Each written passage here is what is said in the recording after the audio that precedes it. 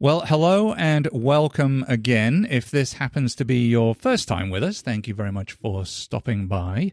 You are listening to Choose to Endure, the show dedicated to the non-elite runners, where we share stories, interviews, gear and training tips specific to the tail-end heroes of the ultra universe. My name is Richard Gleave. I have been running ultras now since 2017. I have taken on and finished numerous distances all the way up through 220 miles, and I am most definitely a member of the back of the pack, just like many of you out there. Well, today I am super honored to welcome back an individual who may just have been actually one of the very first guests on the show back in Season 1, Mr. Stuart Secker. Now, Stuart is a seasoned ultra runner from the UK who's tackled some pretty brutal courses across both the US and the UK where he lives. But this time, we're not just talking about racing internationally. We're going to talk about something a little bit bigger too.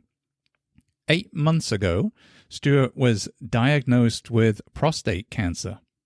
4 months ago, he had surgery, and just 10 weeks after resuming training, he completed his 21st 100-mile race at the, and I may butcher this name, Daufuskie Island 100 in South Carolina.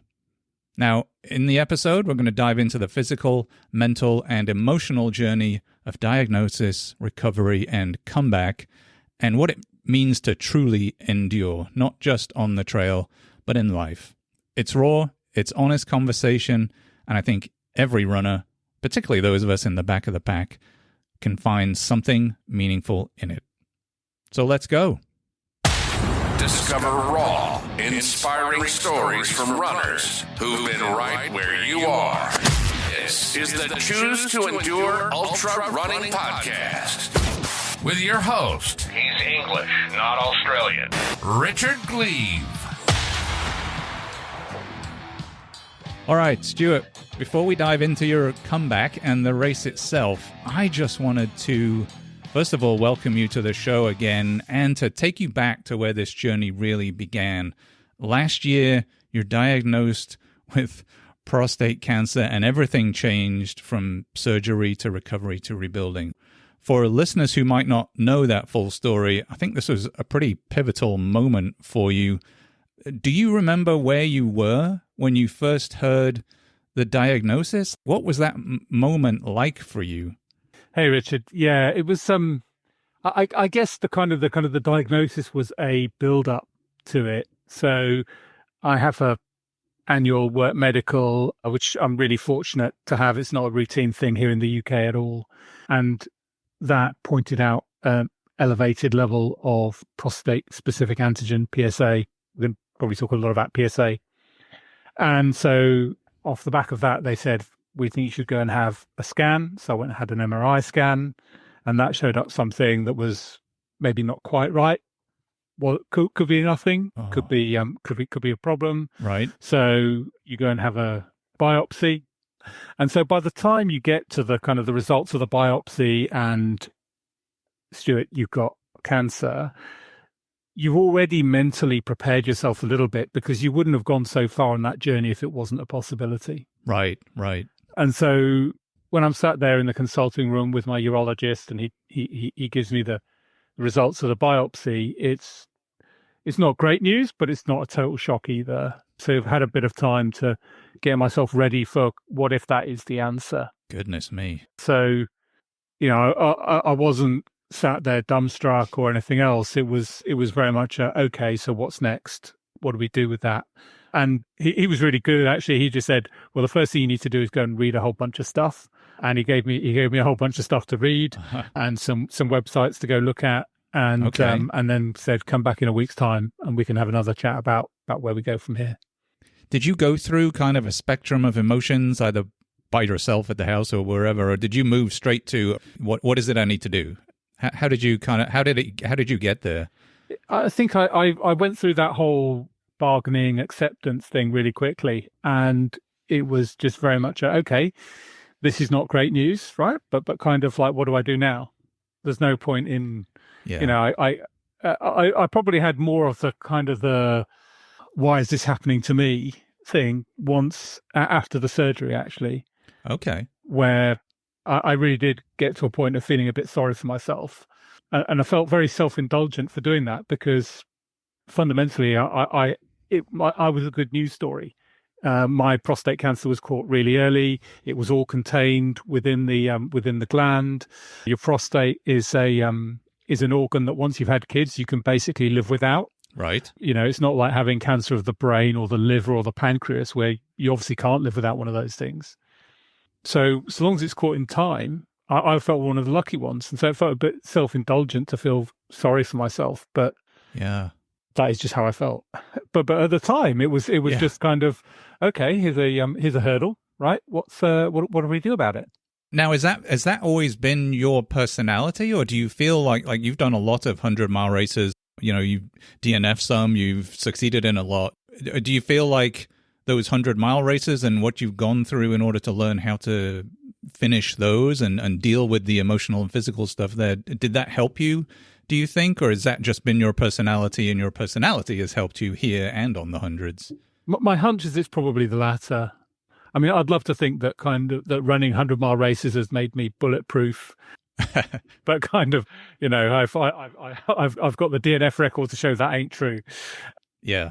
But I think it is that element of pragmatism and being in the moment and being present in the moment and solving the problem that's right in front of you is probably key to success in ultra running, like you know. And I think that definitely helped also. Yeah. Deal with the you know the news last summer.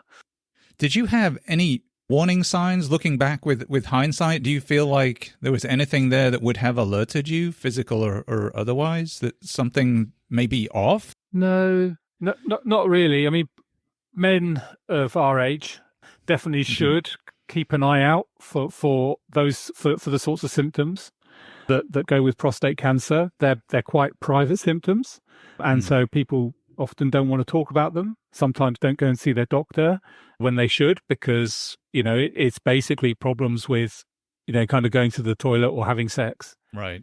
So these are things many men don't want to talk about, because basically men are rubbish. Yeah.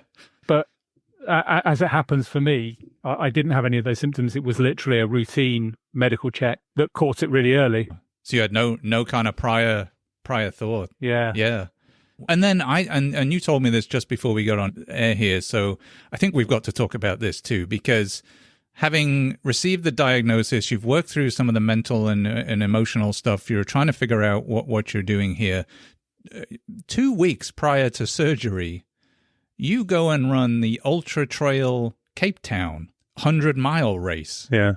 Now, this, folks, if you don't know much about this race, this is a pretty darn tough race. There's like, I want to say 25,000 feet. What is it? What is that, Stuart? It's about kind of 7,500 meters. Yeah. Yeah. I mean, this is not an easy race.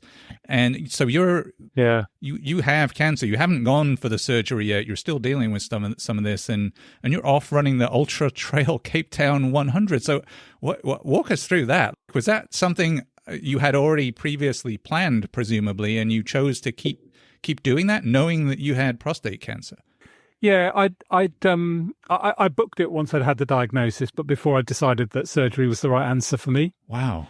But when I did reach the decision on surgery, it then became, I think, really kind of, I was mindful that it could be a send-off. The surgery, you're under general anesthetic, bad stuff can happen, and you never know what you're going to find. And so it was not likely, but it was definitely possible that this would be it for 100-mile races. And so I wanted to really go out with a bang. I wanted to do something really special. And there's no doubt that running a 100-miler in Cape Town is an incredibly special thing to do. I mean, more cities should just have mountains right outside them. Yeah. Right. It's and literally you go up and down Table Mountain, I don't know, kind of 4 or 5 times. And it's like a 3,000-foot mountain that stretches from the ocean to the summit. and the trail is gnarly as hell. And you've got, I had to go past a pack of baboons that were literally within touching distance at the side of the trail, kind of. And the babies look pretty cute, but the daddies look pretty mean. Good grief! And that's just what that's what you deal with on that course. And it was a special place to go, and it was a special race to do. And I mean, it's a hard rock qualifier for a reason. And so it was, but when I crossed that finish line, I was in floods of tears, because I really wasn't, firstly I'd put in 44 hours of effort to get to that finish line. It was a big old race, but also it was, okay, so maybe this is my swan song. And if it is, I've just had an amazing 2 days.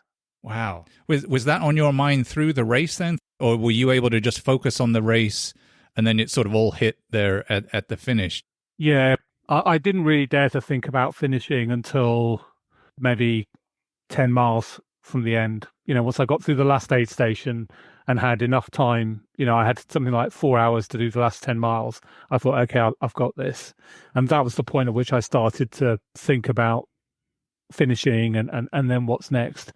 Up until that point, I was just struggling to make it to the next checkpoint before it closed. And not necessarily because of the cancer, but because it's a hard flipping race.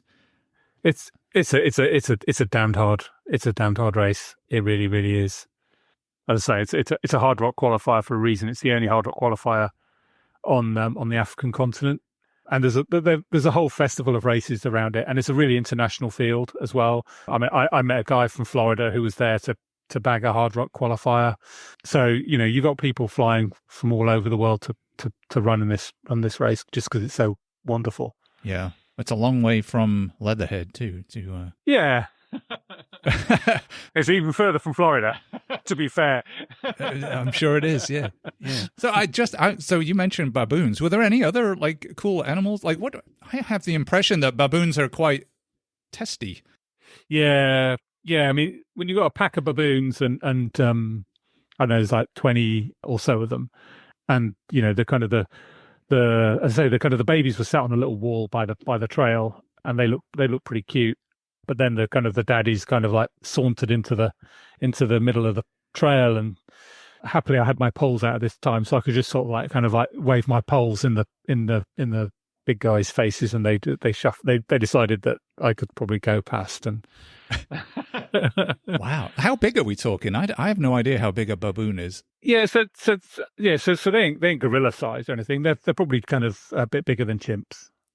They're mean enough and with bad enough teeth. Big enough, yeah. To kind of, especially when there's a pack of them, right? If they wanted to take you down, they really could. Good grief! Wow. I mean, there was a kind of a mean looking snake as well, but kind of to Americans, that's sort of Man, I've run with gators and bison. Bison are pretty mean too, especially in calf season. Those are massive animals, and we're about to go run with some interesting snakes. So, but never a baboon. That's a new one to me. So. Yeah. But nonetheless, a fantastic job getting through the Ultra Trail Cape Town. I would think that's probably cancer aside for a moment, that's probably a really good sort of destination race to completely to look out for folks if they're looking for a different environment, a change of run. Oh, completely, yeah. So then 2 weeks later, you're in and having surgery. Yeah. And so how, I assume the surgery went well. How was the recovery from the surgery? Was it slow going? And what was on your mind coming out of that surgery? Yeah, so the surgery, they obviously they remove the prostate. The prostate is wrapped around the urethra. That's the tube that goes between the bladder and the outside world. So you've got whilst that heals, you've got a catheter in for 10 days. That's not pleasant at all. No, yeah. And so your mobility is pretty restricted. There's all prostate surgery these days is basically done as robot assisted. So, oh really? Wow. So they kind of put these little holes in the side of your stomach, and the sort of the robot arms kind of go into to do the cutting and stitching together and stuff. And then there's a kind of probably a 2-inch cut right by your belly button, which is where they take the prostate out from. And so the most notable thing, really, once you're out, apart from the catheter, is that essentially they've just taken a 2-inch slice right down the middle of your core. And obviously, as runners, we know the importance of the core, right? Yeah. But like, I had no real idea that it was so essential, even for sitting upright in a chair with a back and arms. Wow.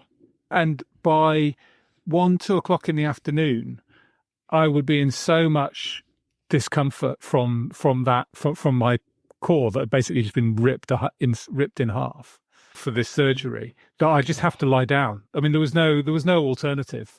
Even sitting up in bed wasn't really an option. I had to lie down. And this lasted for a good, like 4 or 5 weeks of just not able, I was able to get out and walk as long as I did it in the morning, because by the time the afternoon came, it was too painful to do anything but just basically lie down on the couch and watch box sets. Was there any point at all in there where you were thinking, okay, I don't know how I'm ever gonna do running again here? Like, when does that come back? How is that going to come back? Did you have a doubt that you would kind of get back to it? Did you always expect to come back? It was just a matter of time? I mean, I talked to my surgeon about it, and he said, "Oh, you should be able to start jogging after 4 weeks." My physiotherapist was like, "No, 6 weeks at the most." Ah. So I did decide to err on the side of caution and listen to the physio. Yeah, there were probably a few moments, especially with the catheter in, where you just thought, I don't know the way back from here. I was really helped by, I chatted to a guy, Robin, before surgery. He's a coaching client of a friend of my coach. Okay. And he'd been through the surgery 3 years before and had gotten back to running the Lakeland 100 like 6 weeks after surgery in an amazing time. And so I thought, okay, he's a better athlete than I am, but maybe it's possible, right? Yeah. And I had this race, the Daufuskie Island, I think you pronounced it okay, in the calendar anyways. And I thought, okay, that can be my, that can be my focus. If I take 6 weeks off running, but try and do some aerobic exercise, some walking, maybe sitting on an exercise bike. No, actually, I didn't do that. That's a bad idea. But do some walking and maybe do some kind of body weight squats and stuff. Then for 6 weeks, and then kind of 10 weeks of running, maybe I can get around it. At least I can give it a go. I love that attitude, and yeah, I would agree. I think sometimes it's just about belief. When you hear and talk to someone who's done it, who's in your situation, suddenly you feel like, oh, well, it can be done. If they can do it, maybe I can do it too. And that sort of gives you that push to believe you can. So I assume you did your squats and whatnot, but what did those first runs feel like? Did it feel kind of weird? Was there any lasting impact? Yeah, first time I went out, I persuaded my wife to go with me. She does run, but kind of she's perfectly happy doing kind of 11-12 minute mile pace. Yeah. And so it was I thought this is the best way of me not getting ahead of myself, is to go out with her, and it was hard. Like you'd expect. I mean, if you've not run for 6 weeks or not done any exercise at all for 6 weeks, it's definitely going to be hard to get out and run, even if you're just doing 3-4 miles. And then you've got the surgery piece on top as well. So yeah, I found it really tiring. I also found bits of my knees and ankles and stuff hurt because they hadn't been used to doing it. They hadn't been used to doing anything for 6-7 weeks. So it was really for me then a question of trying to calibrate my return to running at the level of the weakest part, because I feel like you've got so many different parts with running. You've got your ankle strength, your knee strength, you've got your muscles, you've got your aerobic fitness. I've got my core kind of still with a kind of big scar down the middle, and kind of still surgery is injury, right? So you kind of still got that kind of the wound inside that's healing, and it was about trying to calibrate to the weakest part, not the strongest part. Right. Because it would be easy to get ahead of yourself because you think, oh, my aerobic fitness hasn't dropped off that much. I can kind of go and bash out a tempo session, and that would be a very quick way to get injured. Yeah. So that's so it was a really kind of slow and steady build up in the mileage over those first 8 weeks. Did you have any fear of sort of pushing too hard? I know you mentioned it a little bit there, but just sort of like, it seems like you were deliberately being slow in your return, so to speak. But was there ever a time where you were like, this might be too much? Yeah. The first time I did 20 miles in my post-op, and I got to the end and I felt rinsed. I thought, oh goodness, I wouldn't really fancy doing another 80 miles at this point. Oh, welcome to my world. Yeah. That's just my standard, that is, Stuart. I'm glad you can appreciate where some of us are at. But my strategy for this race in South Carolina was always to do run walk right from the get-go. And so that's what I built into my training, and I tried to build a good level of fueling into my training at that pace as well. And I got to the point where I was confident I'd get far enough in that if I had to walk out the rest, I would be okay. And walking was okay. Like, you didn't have a challenge with walking. It was really just the running piece that was the challenge at that point. Yeah, okay. So then why? So we've talked about the Daufuskie Island, if that's how we're saying it. I don't know. You probably know, as people live there probably are able to pronounce that much better than myself. Anyway, you had the Daufuskie Island 100 on your calendar. Why? I mean, that seems like a race that's a long way away from Leatherhead near London. Why that race for your return to running? So I DNF'd it 12 months ago. Ah, right. It was an inaugural race.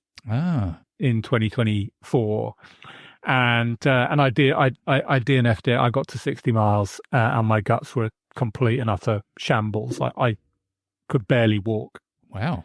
And so as soon as it opened up, I booked myself back in for a repeat visit. And this was before I had any inkling that I might have cancer.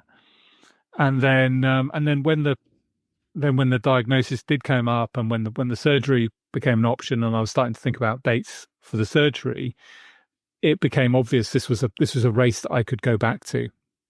I didn't need to cancel it. I could, I had enough time to recover from I had enough time in theory anyway to recover from the surgery, to do the Cape Town race, to have the surgery, and to then recover from the surgery, to then do the race in South Carolina. And so it went from I just want to go back and kind of not leave that DNF on my record, to this is going to be the focus point for me for those 10 weeks or 16 weeks of post-op recovery. A triumphant return almost. And I was so pleased to have that already in the diary, because otherwise I might have worried about booking something, but having already booked it, it then just became something that could motivate me to get out even when I felt a bit uncomfortable. Like a big focal point to shoot back for, which I think is great and probably a really good thing in hindsight. So tell us a little bit about the Daufuskie Island. What is the course like, terrain, atmosphere? I wouldn't imagine it was much like what you left behind in Cape Town. No. It's the other end of the spectrum. Yeah. So it's a great race, and I would heartily recommend people looking for a race down in the southeastern United States to give it a check out. Daufuskie Island is a fairly small island. It's there's no bridge there. You have to get a boat to get to the island from the mainland, and it's not a big boat either. And you kind of you're traveling through the sound, and you've got all these dolphins showing off around you as you get this boat over to the island. And there's not many cars on the island. Most people drive around in golf carts on dirt roads, and there's loads of wildlife on the island. Lots of armadillos. You've got 2.5 miles of it of every lap is on a beach. So the race is 16.7 mile laps Right. of the island, and part of that loop is you've got 2.5 miles of an out and back on a beach that's basically, then you've got Atlantic Beautiful. Ocean right in front of you, and it's at high tide you've got not much beach. At low tide you've got a massive amount of beach. Yeah. And at night time all these crabs come out and start kind of scuttling all over the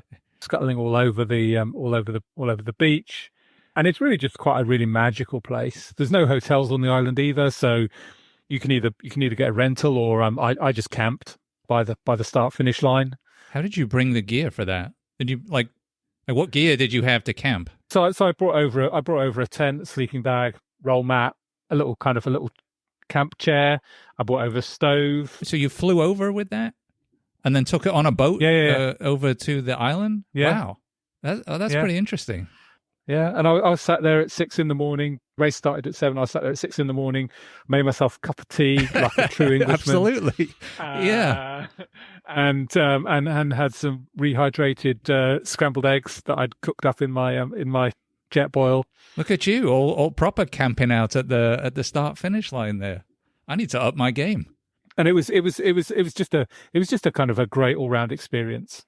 So did you go into the race then when the race kicked off? Well, first of all, how were you feeling at the start line of that race? Having been through all of the things you've been through, so what's going through your head at the moments before the start of that 100-miler? Well, so actually I was 5 minutes late to the start line, even though I was camping by the start line. That's hard to do. Good job. Yeah, I'd left not enough time to put sunscreen on and all that stuff. But and anyway, so I set off. I was literally on my own because I was 5 minutes late, and I just set off with the vision of, okay, I'm going to do 28 minutes of jogging, 2 minutes of walking. During those 2 minutes, I'm going to eat something. Yeah, and I'm just going to keep that up for as long as I can. And obviously, starting 5 minutes after everyone, I wasn't tempted to kind of like run off too fast. I could stick to my own plan, and gradually just kind of catch people up as I 5 minutes in the scheme of a 100-mile race is nothing, right? Not much, right? So kind of I could just let. There was no pressure to sort of run off with the front runners or any of that sort of nonsense. I could just stick to run my own race right from the start, and then just gradually pass people as I went along. And how many runners were there, Stuart? Was this a big field or a small field? No. So there were maybe 20 doing the 100. They do a 50 at the same time. So there was again maybe 10, 15 doing the 50. Right, so you've got off the start line 5 minutes late in classic style there. Let everybody go and then chase them down. I like it. I like your approach. Definitely better to pass people than to be passed. So I think mentally that's a great strategy. Mm. So how did your race plan out? How did your loops go? I would imagine it's 16 miles, so roughly 6 loops or something like that. Yeah, that's right. Yeah, 6 laps. Yeah. So how did your race pan out? So first 2. Absolutely fine, kept to the program, was pretty consistent time-wise between the 2. So I finished the first one in like 3 hours, the second one in maybe 3 hours and 10 of moving time.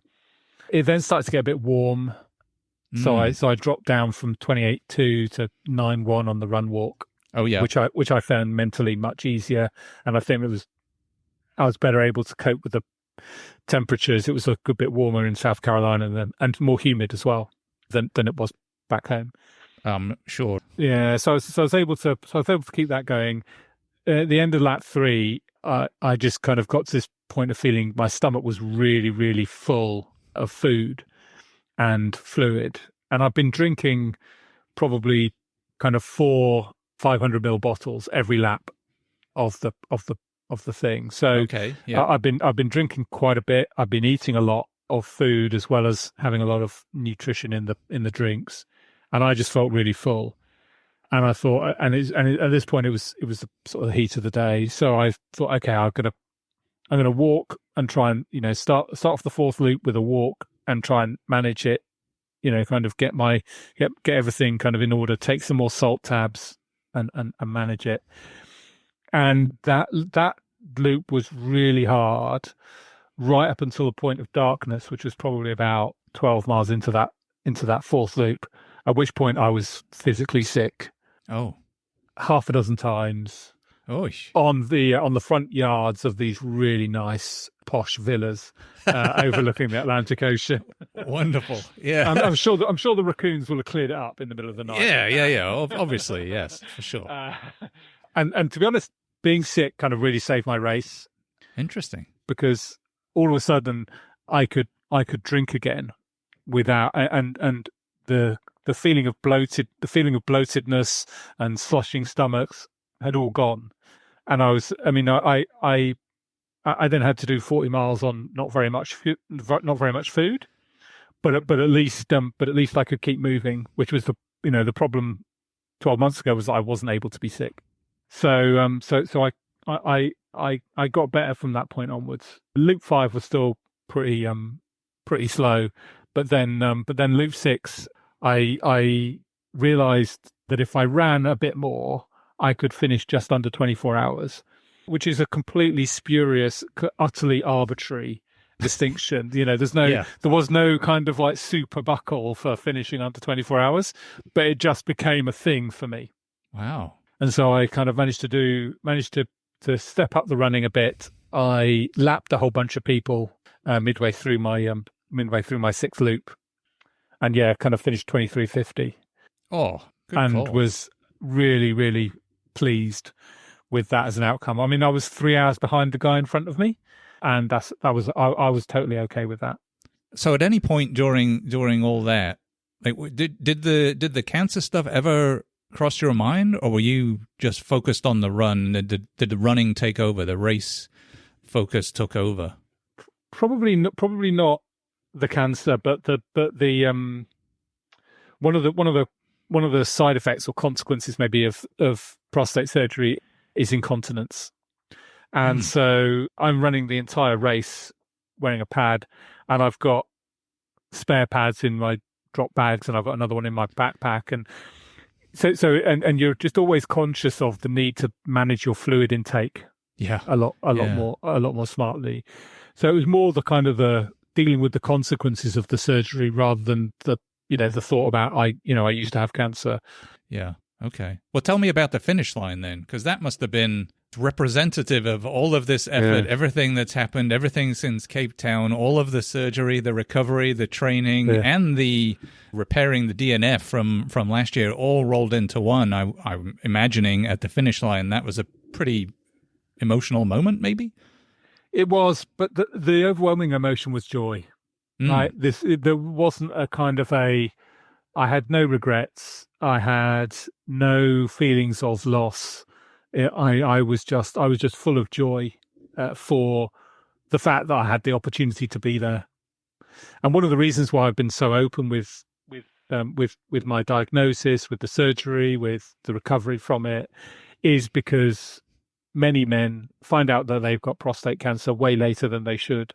And like I was saying before, if you have prostate cancer and you find it in time, it's really not a bad cancer to have, in the scheme of things, if you had to pick one.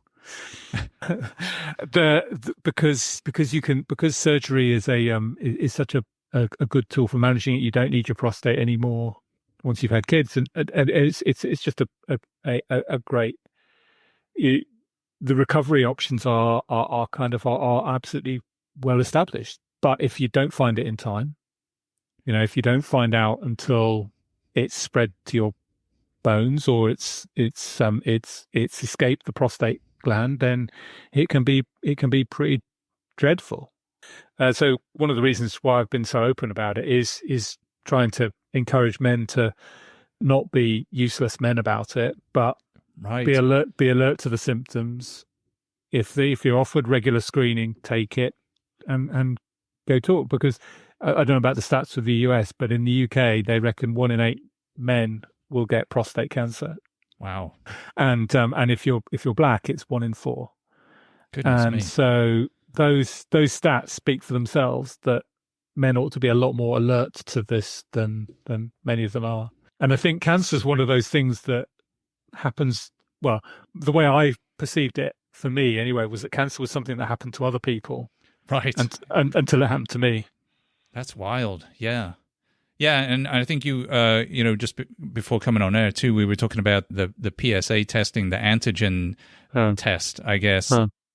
I would assume that's part of your message, like get out there, and I assume that's a pretty accessible test that you might be able to get at your local health center or GP or whatever the equivalent is.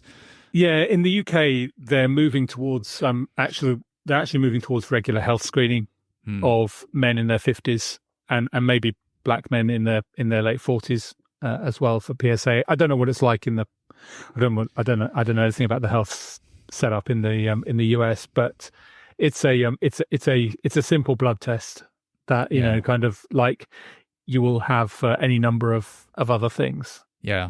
Well, I'm sure it'll be kind of readily available everywhere. Yeah, I would imagine it's not going to be too different stat wise or availability wise, US to the UK there, but definitely hear your message. I'm one of them. I would say who's not as proactive as I probably could be about these kind of things, but definitely hearing your message about if you're listening and you want to you recognize yourself in any of Stuart's comments there, definitely get out and make sure you're getting the appropriate testing for this and other stuff too. Like just whatever it is, get out and make sure you're getting the appropriate testing done. But do you think, Stuart, has this changed your outlook on life, on running? Are you kind of back where you started, or do you have a different perspective on this stuff, having been through the challenge that you have? I'm probably a bit more kind of grateful for the for the fact that I'm for the opportunities that I've got. Yeah, I've had a really fortunate life so far, and frankly, this is just another manifestation of that good fortune. I don't choose to see it as kind of I've had bad luck. I regard it as I've had good fortune that I work at a place that basically forces me to go have these health tests and will pay for the follow-ups and the diagnoses and the treatments and stuff like that. So I'm going to try and. It's always hard, when you're in the depths of 100-mile or kind of in your case 200-mile race, and it's hard sometimes to stay in that moment, to stay present in the moment, and it's hard to remind yourself that you chose to do these things, and you're lucky that you're able to, because many would love to and can't. But I can at least try to remember those things. Yeah, absolutely. And I think I wonder whether it might be one of those experiences that as you get further away from it with more hindsight, maybe maybe some of the emotion and stuff comes a bit later on that. Yeah. I don't know. But I do think you're right. I mean, this seems like something that was going to happen to you, right? Whether you were looking for it or not. But yeah, you got, as a result of that health check through your work that you went and did, you were able to find this early enough and kind of get it taken care of without it having a huge amount of impact. So I think that's terrific. And I would definitely encourage everybody out there to take advantage, get over to your local health center, doctor, primary care physician is what they call them over here, GP in the UK. Just go make sure you're getting the appropriate look-see at what you've got going on. Stuart, what's next for you then? Having got past the Daufuskie Island 100, what else do you have on the trails or beyond?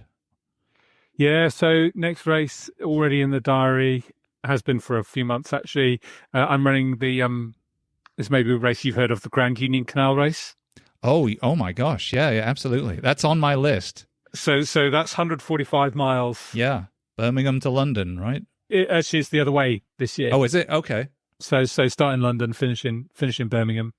Obviously completely flat, being a canal. Yes, entirely. I mean, there's a few locks and tunnels and stuff, but how do you find those races? Because I know you and I raced Cowboy together, and that was relatively flat and straight, right? And I've always heard that canal running is just like the worst. Do you find the canal style, where we were doing something similar on the rail trails over here in the US, do you find one or other more challenging, or are you able to kind of flip the script and you're good with either? I think I'm good with either. So before Ultra Trails Cape Town, I did Canal Corridor in Ohio, which is basically 50 miles north into Cleveland, turn around and run 50 miles back south again along a disused canal. And it requires a different mindset. You have to find a way of I have to find a way of consciously building in walking breaks. Yeah, which obviously on a mountainous one you don't have to worry natural, about. Right? You don't have to worry about that. So that's why with Daufuskie, I intentionally from the outset decided I was going to do run walk intervals, and I went for 28.2 on the basis that I could always then drop down to something a bit more manageable like 9.1. Right. Whereas I think if I start at something like 9.1, I've got nowhere to go from there other than just walking. So that was the thought process for me there. And I'll do the same thing on the Grand Union Canal. And that's a real like low key race. I think you'd call it kind of like dirtbag style in the US. It's you get so these canals have got this is a fully functional canal, right? Yes, and they've got kind of bathrooms and water taps for the boat crews, but you can get a key. You can buy a key that enables you to access the water and the bathrooms that are meant for the boat crews. Interesting. And so that's basically what everyone does on this race is they get these keys, and then they that's mostly where they're going to get their water from. It's where they're going to go to the bathroom. It's how cool. Is that done through the race, or is that something you can do whether you're on the race or not? Whether you're on the race or not, but the race do have a whole bunch of keys they can sell you as part of the package. Yeah, there's a couple of canal races over there. I know there's a Liverpool to Manchester one, and then there's another one. I think. Yeah, there's Leeds to Liverpool. There's Kennet and Avon. So these are all kind of 100-mile plus digs. So, but the Grand Union Canal has got a long storied history behind it. So. Yes, that's like the main canal for a long time. I'm familiar with that one. I didn't realize, but there are canals in the U.S. Like you mentioned, you went and did a canal. I never knew there were canals in the U.S. I thought that was a uniquely UK thing, but there are a few in the north. Yeah, they're mostly disused now. I think as canal. They're not mostly used as canals. They're used as kind of for leisure at most. And the one that the Canal Corridor race that I did, I mean, there's almost no canal left. Yeah. You kind of like you run through the middle of disused lock gates, for example. But it's still quite a cool course. You run through the Cuyahoga National Park for a good chunk of it, which is quite pretty. I've ran with a few folks that were telling me about a different one. I think it's called the C&O Canal Race. Yeah, that's in Maryland, I think. Yeah, it's somewhere up north. That's on my list one year. Yeah, But awesome. So now, Stuart, having been a prior guest on the show, you will know that every individual we have on here, we do invite to choose a song to add to the free Spotify Choose to Endure playlist. Typically, it's something, I don't know, family-friendly that lifts you up, motivates, or just keeps you moving while you're out on the trail. Did you choose a song this go-around? And then, if so, why does that song particularly resonate with you? So I'm going to go with Titanium by David Guetta. Excellent song. I mean, it's just a good tub thumping song. Yeah. Actually, it's got a kind of a work connotation as well. One of the major bits of work I did was called Project Titanium, and that was a hell of a piece of work. Like work for you? Yeah, work. If I was as an accountant, but the kind of the. You kind of like, you can shoot me down, but I won't fall. I'm bulletproof. It kind of works when I'm feeling a bit down in the middle of a race.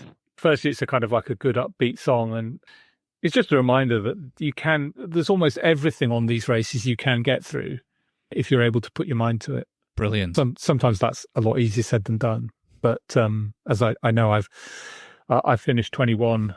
Kind enough to call out the number of finishes. I'll point out that my DNF rate stands at about 18. So, I wasn't going to say that. I was giving you the credit for 21. So I do know what it's like to kind of not be able to see my way through to the end on some of these things. Brilliant. I think that's a great song, and I'm going to add it to the Spotify playlist, the Choose to Endure playlist. I'm also going to add it to my own running playlist because I feel like I may end up needing that here fairly shortly, just to remind myself as I'm somewhere in the Arizona desert halfway up a mountain. But I think it's great, and so I think others will love that, listening to that tune as well. Thank you for choosing it. So, Stuart, I think your story really reminds us that endurance is not always just about speed or podiums or even medals for that matter.